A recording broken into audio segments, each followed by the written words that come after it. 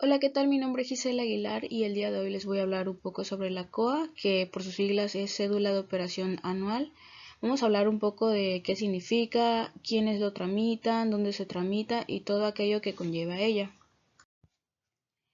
Bueno, la cédula de operación anual, digamos que es un instrumento de reporte y de recopilación de información que se entrega a las autoridades ambientales que son pertinentes en este caso, ya sea federales o estatales. Esto pues con el objetivo de informar acerca de las operaciones realizadas en las empresas. También se debe informar lo que son los consumos de materiales y de recursos naturales. También se deben de informar lo que son las emisiones y transferencias de contaminantes tanto de aire, agua, suelo y subsuelo.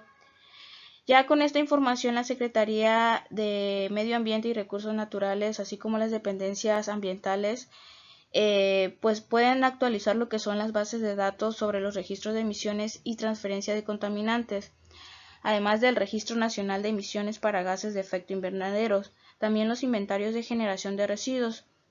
Esto pues con el fin de realizar una adecuada planeación y desarrollo de programas de manejo de calidad del aire, también de mitigación y de adaptación al cambio climático, o también para un mejor plan de lo que son la gestión de residuos y materiales peligrosos.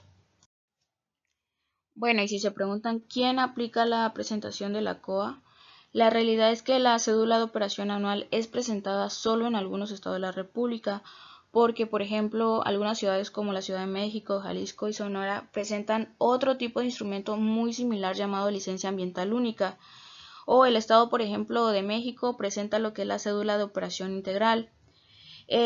Los que son los establecimientos sujetos a reportes son las fuentes fijas de jurisdicción estatal, así como los grandes generadores de residuos peligrosos. Pero si hablamos de giros que normalmente competen a las entidades federativas como fuentes fijas, pues estaríamos hablando de lo que son empresas de alimentos y bebidas, lo que son empresas de elaboración de productos de plástico, fabricación de aparatos domésticos, servicios médicos, tintorerías, manufactura de componentes electrónicos, lo que es la industria metal mecánica, la manufactura de autoparte, entre otras empresas. En cuanto a los pasos para presentarla, digamos que sí se tiene que seguir una serie de pasos que a veces suele ser tedioso.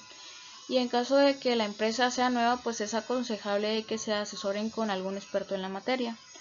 En primer lugar, lo que vamos a hacer es recopilar información sobre los insumos, las emisiones o en caso de que haya descargas de agua o alguna generación de residuos al interior de la organización. Después vamos a obtener lo que es un usuario y contraseña para que podamos ingresar a lo que son las plataformas electrónicas de la Semarnat, de la SEA o si se requiere de alguna autoridad local. Vamos a seguir con el siguiente paso, que es adecuar los diagramas de funcionamiento. Posteriormente vamos a realizar lo que son los cálculos necesarios para la estimación de las emisiones. Seguimos con el siguiente paso, que es llenar el formato electrónico. Después se va a realizar lo que es el pago de derecho en caso de que así corresponda. Luego se va a enviar los documentos para revisión ante la dependencia. Y finalmente vamos a obtener lo que son los resúmenes y acuses de recibos de manera electrónica o en papel. ¿Dónde se realiza este trámite? Bueno, esto va a depender si es a nivel federal o a nivel estatal. Si es a nivel federal, se realiza directamente en la página electrónica del SINATEC, que es el link que aparece en la presentación. Pero si es a nivel estatal, va a depender mucho porque algunos estados tienen su propia forma de tramitarla. Como por ejemplo el estado de Nuevo León tiene su página electrónica que redirecciona a la página de la COA. Una vez que nosotros rellenemos estos datos, pues nos va a dar o nos va a arrojar lo que es un acuse de recibo en papel. Posteriormente se deben de cumplir lo que son los periodos para poder llenar este trámite en la página. El periodo para presentar la cédula de operación es antes del 30 de junio del año siguiente para el caso de a nivel federal, y en caso del estado se tienen periodos distintos, pero regularmente se realiza del 1 de enero al 30 de abril. En cuanto a las sanciones por no presentarlas, va a variar mucho. Hay sanciones que van desde una multa de 20,000 a 50,000 UMAS, lo que podría equivaler más o menos a 4 millones de pesos. También hay multas como la clausura temporal o definitiva o parcial o total.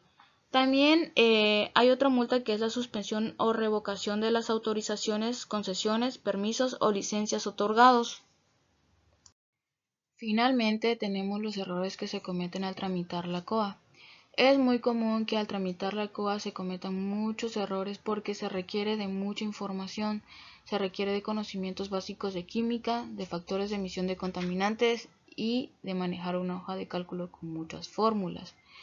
También hay otros errores comunes como son el no colocar todos los insumos relevantes, el equivocarnos en las unidades de reporte, el utilizar factores de emisión equivocados, el no reportar todos los contaminantes de emisión a la atmósfera, el no considerar las emisiones de gases refrigerantes del mantenimiento de equipos de aire acondicionado, el dejar en blanco secciones como el registro de transferencias y emisión de contaminantes o el de enviar tarde la información. Es por eso que hoy en día existen muchos cursos que te ayudan a seguir esta serie de pasos para poder tú tramitar lo que es tu cédula de operación anual y te vuelvas un experto en la materia.